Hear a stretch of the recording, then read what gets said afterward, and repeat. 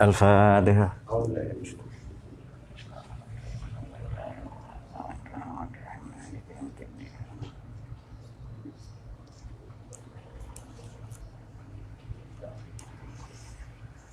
Bismillahirrahmanirrahim. Salatu wassalamu ala sayyidina Muhammad Rasulullah wa ala baca Hasyatul Burdah Imam Bajuri dan Al-Umdah fi Syarhil Burdah lil Imam Ibnu Hajar Al-Haytami. Pada bait yang ke-86 insyaallah kita akan baca dua. Ini bab yang ke berapa?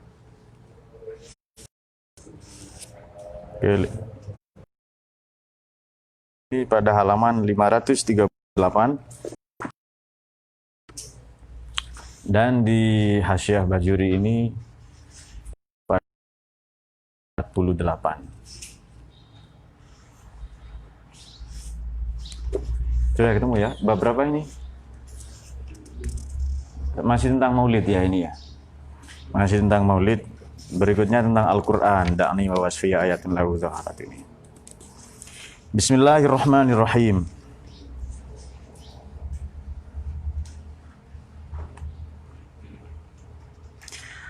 Wa ahyatis sanatas syahba da'wat hakat ghurratan fil a'surid duhumi. Yada au khiltal bitaha biha saiban minal yammi au sailan minal arini. Kalau kelak Anda menjadi sudah berkeluarga, bermasyarakat, ada mungkin petani, tukang kebun atau peladang ya, datang kepada Anda, mereka hendak menanam atau bercocok tanam, maka Anda bisa menuliskan rajah ini ya. Ini juga beraroma perdukunan. Ada yang lebih tinggi lagi, ini sebenarnya adalah satu pendekatan, satu metode untuk mengelola bumi. Jadi salah satu tujuan beragama adalah hifdzul bi'ah, menjaga lingkungan, menjaga ekosistem. Dan khalifah kan memang begitu. Khalifah itu khulafa ya, artinya yang datang kemudian. Itu khalifah yang datang kemudian. Misalnya Sayyidina Abu Bakar adalah khalifatur Rasul. Orang atau pemimpin yang datang kemudian setelah Nabi. Jadi khalifatullah fil ard manifestonya adalah manusia yang terus beregenerasi, maknanya menikah. Bukan menikah, yang buru-buru. Mendidik, menciptakan, mencetak generasi-generasi hebat. Nah, itu dia. Sudah belum terjemah ya. Hampir saja Sipul seneng gitu, apalagi Adnan. Bismillahirrahmanirrahim. Wa ahyatis sanata syahba da'watuhu hatta rotan fil a'surid duhumi wa ahya, telah menghidupkan. Ini telah menyatakan fi'il madi tapi maknanya fi'il mudhari, akan senantiasa. Itulah aku maka nabi irodati ma yakunu ya. Akan senantiasa menghidupkan as-sanah pada tahun-tahun. Di sini kita baca di sini dulu, baru nanti kita terjemah. Nah, teman-teman punya dua ya. Kita maknai harfiahnya. Kalau di sini penjelasannya ada. Dari Al-Umdah ini kita tahu makna harfiahnya, makna kata per kata. Saya bacakan. Ahyat atau langsung dimaknai di sini enggak apa-apa oleh kalian. Ahyat akan senantiasa, akan terus sustainable ya, menghidupkan as-sanata pada tahun-tahun. Syahba maknanya baydha. Likillati khudratin nabat fiha biqillatil matar.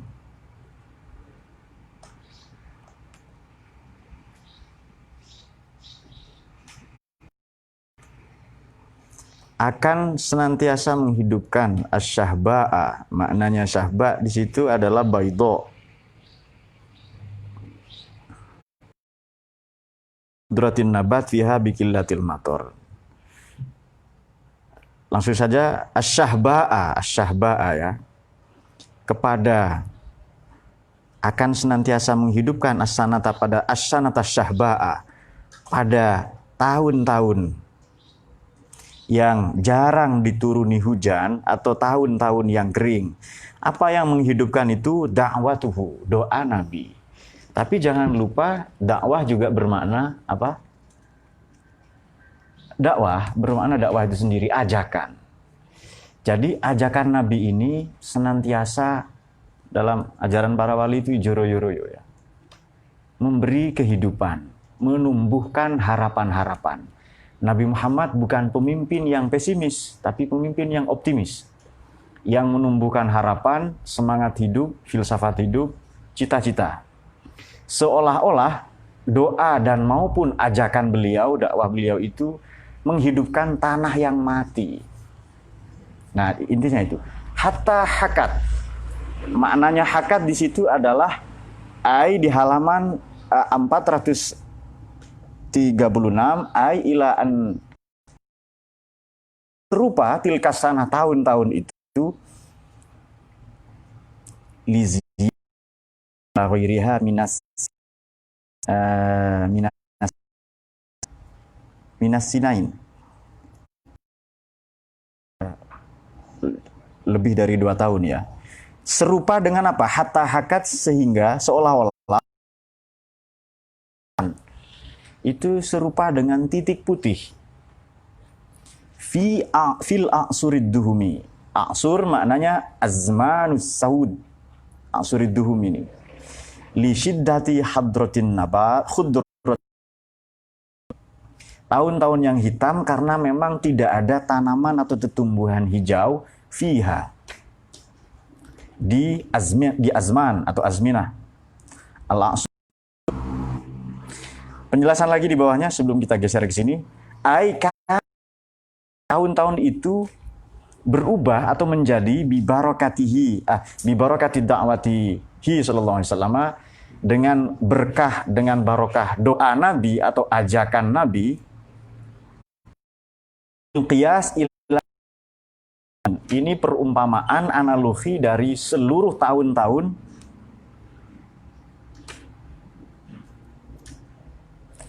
al-mukhsibah, tahun-tahun yang ini musim tidak ada panen,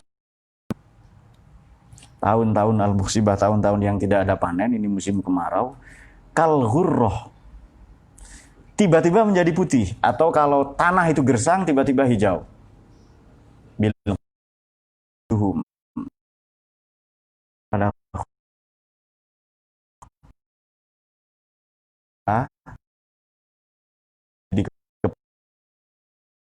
dan dikatakan kuda yang demikian adalah kuda pacu atau kuda perang paling hebat itu.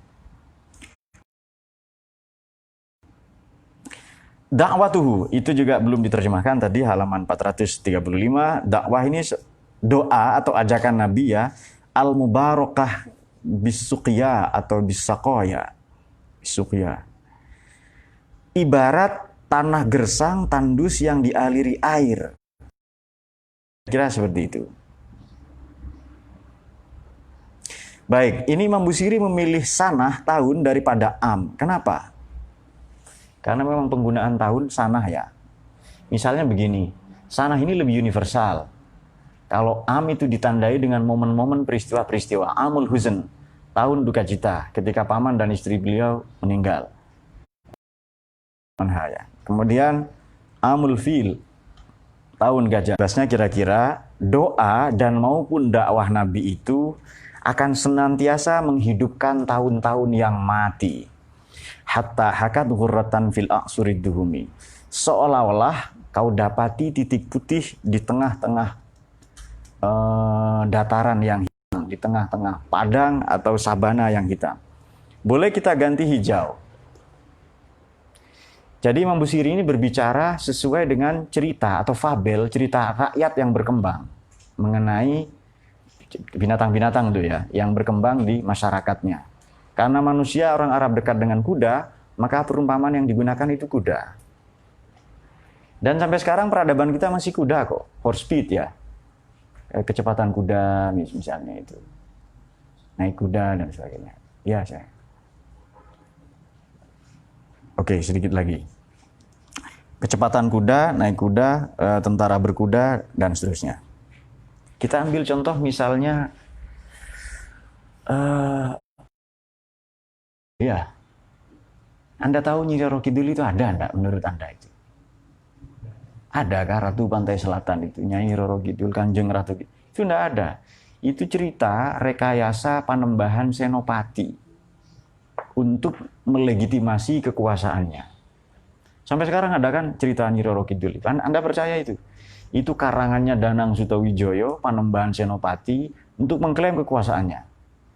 Jadi ketika dia bermaksud menjadi raja, tiba-tiba ada hujan, badai, kemudian ada tsunami katanya itu. Seolah-olah ia direstui oleh Ratu Pantai Selatan. Itu apa namanya itu? Itu salah satu cara untuk melegitimasi kekuasaan. Dan sampai sekarang ada cerita Nyi Roro Kidul itu lebih besar daripada kerajaan Mataram itu sendiri. Ya, Mataram Islam. Karena ada Mataram yang Hindu dulu. Nah, kita teruskan sedikit. Itu cara dia untuk melindungi aristokrasinya. Kok Anda percaya dengan itu kan? Katanya sangat cantik, bikin perjanjian, kemudian semua keturunannya nanti harus menikah dengan syarat tidak punya anak itu. Itu cara untuk membodohi rakyat sebenarnya. Walhasil Danang Sutawijoyo itu ya intelek, itu orang pinter, sosiolog lah itu, antropolog juga. Untuk melindungi aristokrasinya, kekuasaannya, saya mau jadi raja tidak hanya saya tapi semua keturunan saya. Dibikinlah mitos itu. Kamu tidak bisa jadi raja, kamu tidak dapat restu dari Ratu Pantai Selatan. Seolah-olah begitu. Oh, itu sudah mulai cerdas itu ya. Nah, itu. Bandingkan dengan Nabi, tidak. Justru kalau Nabi itu datang dengan rahmatan ya, bukan membawa rahmat tapi sebagai rahmat. Tidak demikian. Tidak menggunakan kekuatan alam. Jadi ada petir menyambar seperti ketika itu kan karena saya hafal ya sejarah raja-raja itu. Bukan saya terobsesi jadi raja, tidak. Tapi trik-trik manusia itu lalu saya tahu. Ketika Raden Mas Dorojatun alias Sultan Hamengkubuwono IX belajar di Belanda, dapat telegram dari ayahnya. Tentu saja bapaknya Hamengkubuwono VIII. Kok enggak cerdas? Kalau anaknya 9, bapaknya 8, ya. Pulang.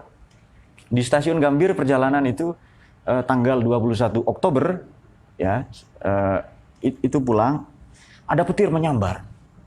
Ini seolah-olah akan ada orang besar mati katanya. Petir menyambar dihubung-hubungkan dengan itu, ya kan?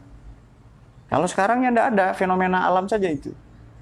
Ya, jadi orang-orang zaman dulu pinter menghubung-hubungkan dengan itu. Kemudian diserahkanlah keris sakti namanya, keris Kiai Joko Piturun itu sebagai tanda suksesi politik. Suksesi tahu ya? Pergantian. Jadi Hamengkubuwono IX adalah suksesor pengganti dari Hamengkubuwono VIII. Jokowi suksesor dari SBY itu. Yang kalimatnya sedih terus, saya prihatin, saya dikeroyok katanya. SBY kan gitu, saya prihatin, saya dikeroyok, saya dizolimi katanya itu. Nggak ada yang mendolimi, ya dia sendiri. Itu cara itu untuk melegitimasi kekuasaannya. Kan kepingin anaknya jadi raja juga kan, gitu kan. Nah, lalu Anda ingin membandingkan siapa anaknya Bung Karno dengan Bung Karno, ya beda. Gitu. Mau pinter belajar itu, ya kan? Lalu bapak saya adalah diketawain sama Dayat, ya kan? Nah, memang kadang begitu, yang main film itu Catherine Zeta-Jones, ya, Al Pacino, siapalah, Bruce Willis lah ya, Rambo, Sylvester Stallone, yang pernah main golf dengan Pak Harto dulu. Tapi nanti yang dapat piala Oscar adalah kakek Sugiono. Nah, itu dia. Kita teruskan. Ahyas sanah. Di sini makna baitain. Ayo kita bahas ini makna yang bait pertama di halaman 49. Kam ahyad da'watuhu. Betapa sering atau sangat tak terhitung.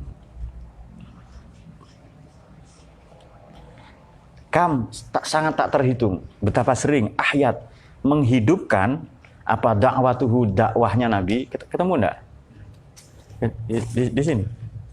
Di halaman 49 itu. Ya. Sudah ketemu? Kam ahyat, makna al-baitain itu makna dari dua bait itu. Tapi kita ambil yang pertama. Betapa sering, betapa tak terhitung ayat. Dan ini makna fi'il madhi tapi bermakna fi'il mudhari ya. Sama dengan pernyataan bait-bait di puisi-puisi itu nazam. Maknanya bukan dulu itu. Tapi ya dulu. As-sanah, tahun-tahun al-mujdibah yang tandus, kering, kerontang atau gersang, hatta syahabat sehingga seolah-olah serupa tilkas sanah tahun-tahun itu bayadon dengan titik putih fil saud di tanah-tanah atau di tahun-tahun yang hitam. Li syiddati khudratiz zira, karena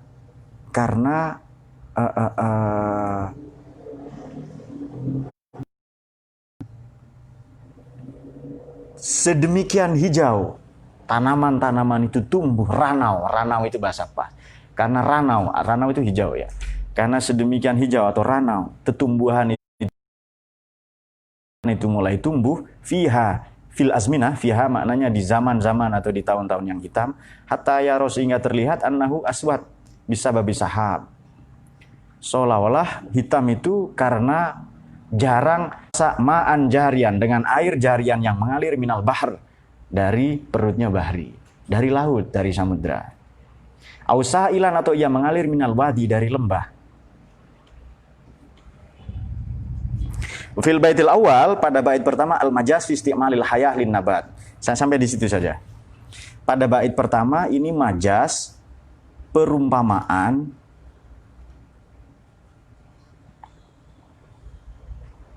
bagi hidupnya, istimal penggunaannya, bagi hidupnya tanaman-tanaman. Baik, sekarang kata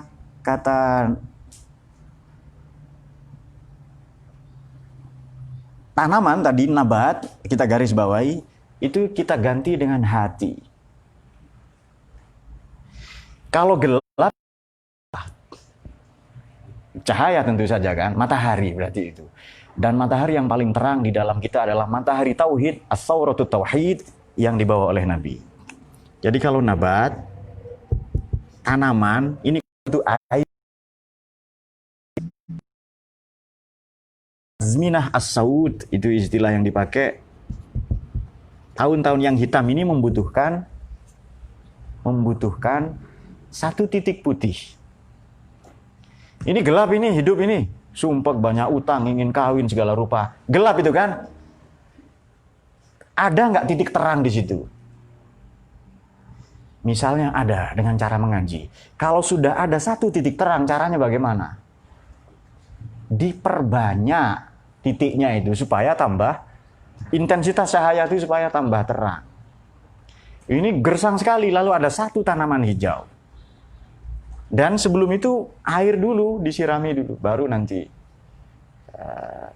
baru diperbanyak. Ini kan strateginya itu. Berarti dakwah itu harus menghidupkan, memberi semangat, memberi cinta, bukan mencaci maki lalu boikot misalnya. Apa kalau boikot itu? Receh banget itu. Boikot Prancis. Konstitusi diboikot. Konstitusi itu bahasa Prancis, mahkamah bahasa Arab. UUD 45 atau eksekutif, legislatif, trias politika itu Prancis itu. Bubar Indonesia, boikot Prancis itu. Boikot saja Airbus, pesawat itu. Rafale, jet tempur itu. Ya kan? Boikot saja itu kalau mau itu. Bahkan nasionalisme kita bikinan Prancis. Itu pendapatnya filosof Prancis Renan, ya. Ernest Renan. Itu Bung Karno ngambil dari situ. La désir de vivre ensemble itu, atau desire for life together itu. Ya bubar Indonesia, boikot Prancis itu. Ya kan? Kok nggak mikir itu loh sedikit itu. Boikot. Nah, enggak apa-apa. Ya boikot saja. Tas yang mahal dibakar nggak apa-apa. Louis Vuitton, Hermes, loh. Ada orang yang beda salah baca ya nggak apa-apa. Nah, enggak belajar bahasa itu ya. Tapi nggak apa-apa lah, nggak penting itu. Intinya adalah dakwah itu harus menghidupkan, punya semangat cinta. Keras pada orang kafir, bunuh itu. Ajaran siapa itu? Bukan ajaran Islam, bukan ajaran Nabi. Tapi di Quran ada ayat perang, Pak. Ayat damai lebih banyak. Perangnya Nabi karena diperangi. Ya kan? Itu bukan ofensif, tolabi, tapi difa'i, defensif itu. Coba baca itu sejarah utuh, maka orang itu akan bijaksana. Kalau baca segala perbedaan, banyak mazhab pendapat, dia tidak gampang mengkafirkan orang. Kalau jujur berterima kasih kepada Emmanuel Macron itu. Emmanuel Macron ya. Pada Emmanuel Macron itu kita berterima kasih. Kenapa? Kita sadar, loh, dunia Islam krisis ya. Ya krisis bodoh itu, krisis otak itu sebenarnya itu, krisis akal sehat itu. Yang enggak mikir itu loh ya. Tapi nanti begini dituduh liberal, ya biarin, itu pendapat orang bodoh. Liberal. Itu di pesantren-pesantren di NU ada liberal katanya. Terus kenapa? Ditanya liberal itu apa? Dia enggak tahu.